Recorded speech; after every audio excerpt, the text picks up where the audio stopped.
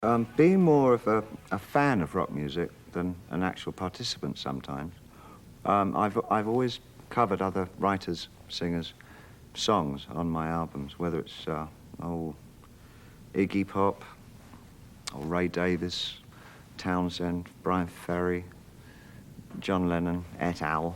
And on this album, I cover a song by Scott Walker. Scott Walker was part of a trio, expatriate Americans that came over to Europe and became a huge wow in the, I think probably early 60s. I went out with a girl who went out with Scott Walker. She preferred Scott Walker to me, and at night I had to listen to all his songs night after night. She wouldn't play my music, but it did leave with me a great love for his voice.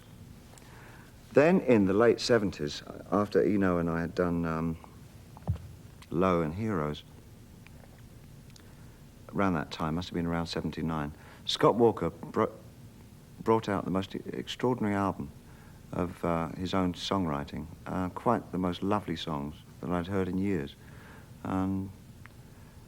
Night Flights is one of them. A remarkable voice and a remarkable songwriter.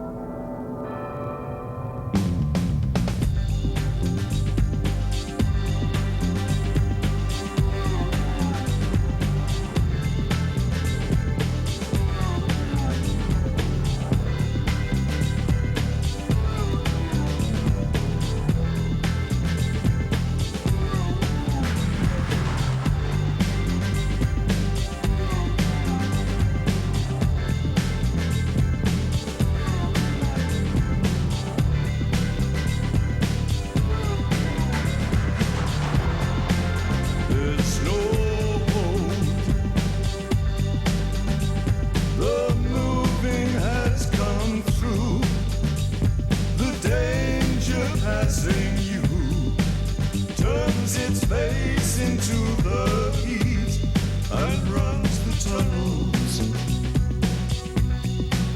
It's so cold. The dog up by dogs. The stitches torn and broke. The raw meat fist you choke has hit the bloodline. Glass traps open and close on night flights.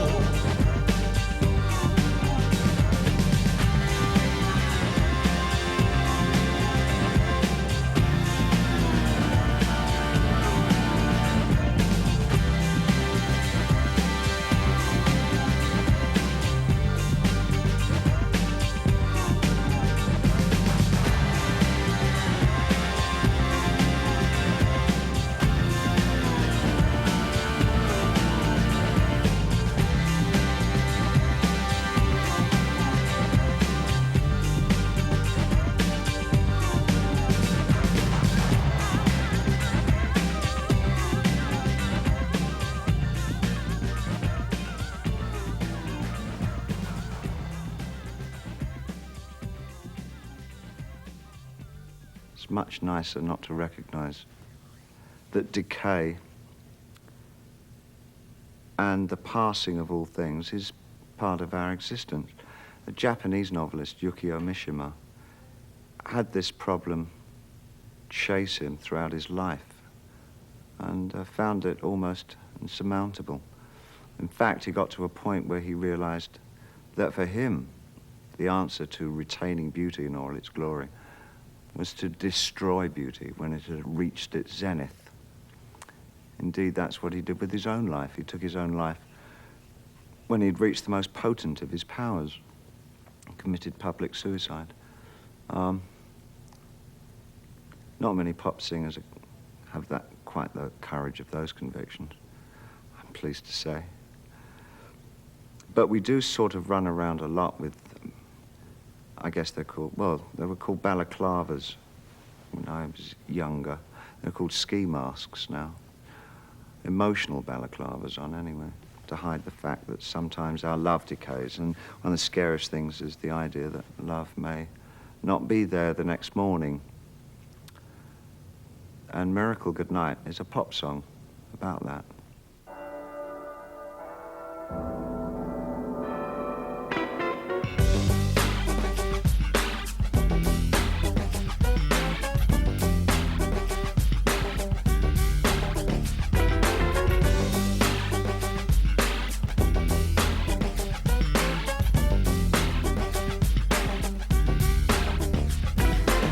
Burning up each other's love, burning up our lives.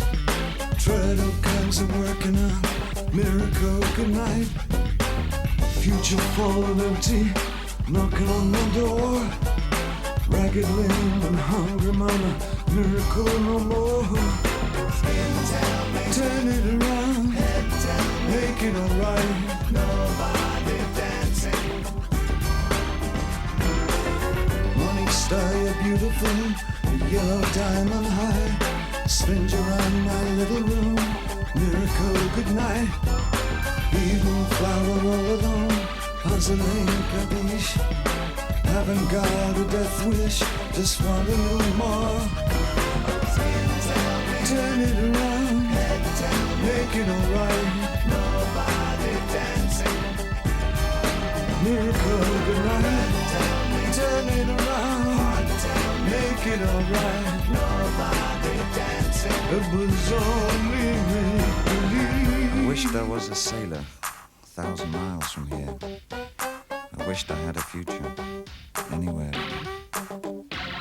I love you in the morning sun, I love you in my dreams. I love the sound of making love, the feeling of your skin, the corner of your eyes. I long forevermore, I never want to say goodnight. Miracle goodnight, oh, turn it around, make it alright. Nobody dancing. Miracle goodnight, turn it around, make it alright. Nobody dancing. It was only make-believe. Don't want to know the past. Don't want to know the real deal. Really don't want to know that. Less we know, better we feel.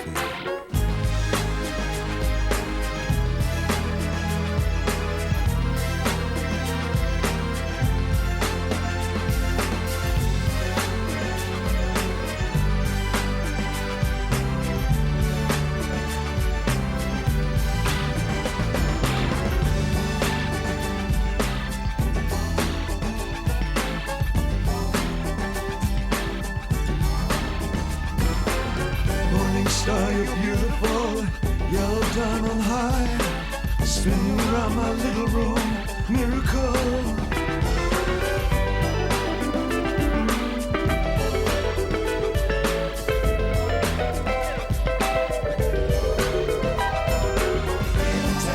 Turn it around, make it alright. Nobody dancing. Miracle goodnight. Turn it around, make it alright. Nobody dancing. It was only make-believe.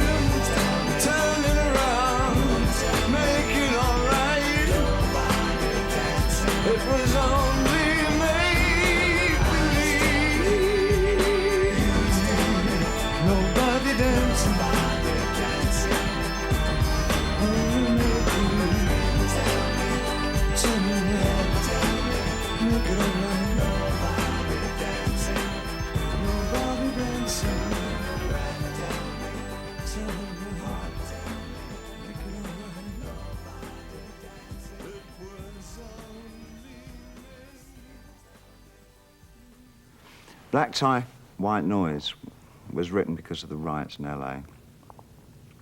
I'd originally wanted to record it with another singer, not Albie Shaw, who I didn't know at the time.